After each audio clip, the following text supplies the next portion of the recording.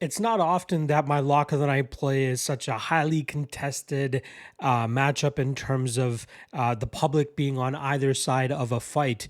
And that was the case last week in what UFC 319's lock of the night play, as I went with Aaron Pico. And obviously, there was a lot of uproar and obviously some support as well for the Pico pick.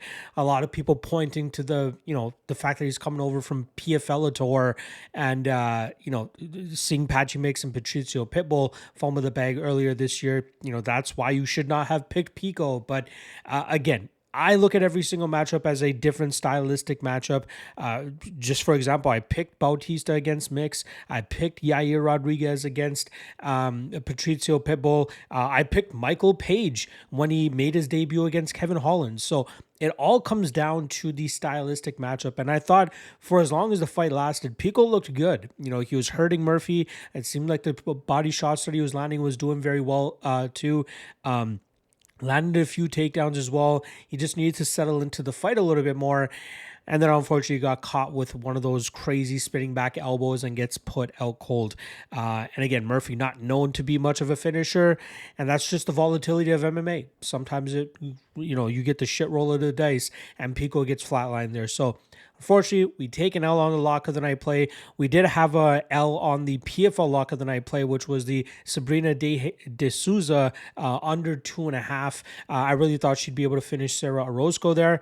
Did not end up happening there. So we go 0-2 this past weekend on lock of the night plays, which brings our record back down to 41-27 for minus 3.71 units, a minus 1% ROI. We were pretty well into the profit until this past weekend. So let's try to get back to it. And again, I'm not going to chase here. I'm just going to stay the course, trust my reads, and see how we end up doing.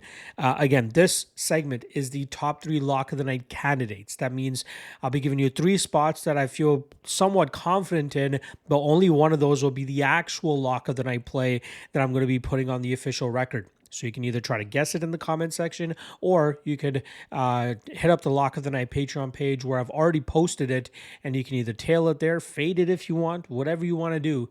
But I'm going to give you 3 candidates here. All right, first candidate up for this UFC Shanghai card is going to be Rong Zhu, coming in at minus 250 as he goes up against Austin Hubbard. Now, Hubbard's a guy that I'm usually higher on than most people, but stylistically speaking, this is a horrible matchup for him. I don't think his wrestling will pay off for him here. I think Rong Zhu will defend it correctly. And then on the feet, I think Rong Zhu can shut down the kicking game of Hubbard and make him pay with big combinations, powerful combinations. And I wouldn't even be surprised if that ends up translating to a knockout victory.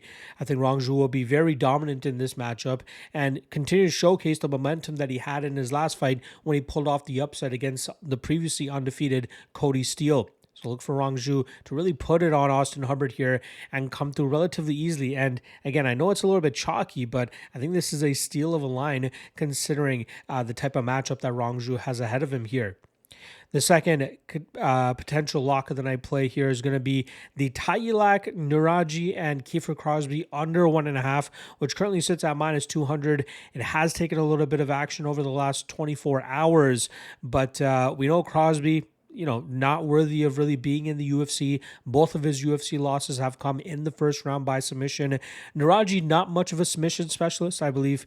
Most of his wins, I believe all but one of his wins have actually come by knockout, with the other one being by submission. But he normally just wades forward, lands big shots, gets his opponents out of there. But I want to say, I'm not a big fan of his striking defense, and Kiefer Crosby is a big power puncher, and he might be able to land on Nuraji's chin here and actually cash the under 1.5 that way as well. But regardless, I don't expect this fight to even reach the second round, and to get this line at minus 200, I think it's a bit of a steal as well. So that will be the second lock of the night candidate, the under 1.5 in the Nuraji and Crosby fight.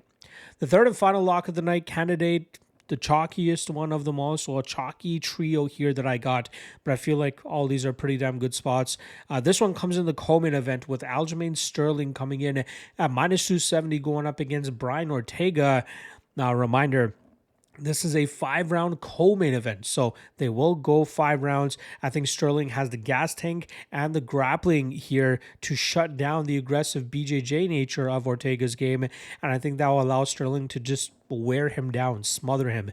We know Sterling is very strong and very difficult to deal with when he gets a hold of his opponents, and I think he has a wrestling advantage here. I think he has, in terms of finishing ability, Ortega has the advantage, but in terms of just control and just being smothering, I think Sterling should be able to shut down that BJJ game from Ortega here. So, yeah, I don't mind putting Sterling as the third and final lock of the night candidate. Again, only one of these can be the official play. I've already posted on the Lock of the Night Patreon page. Take a guess in the comment section below. Otherwise, I will see you guys later today for the Chalk or Not segment for UFC Shanghai. See you guys then. Peace.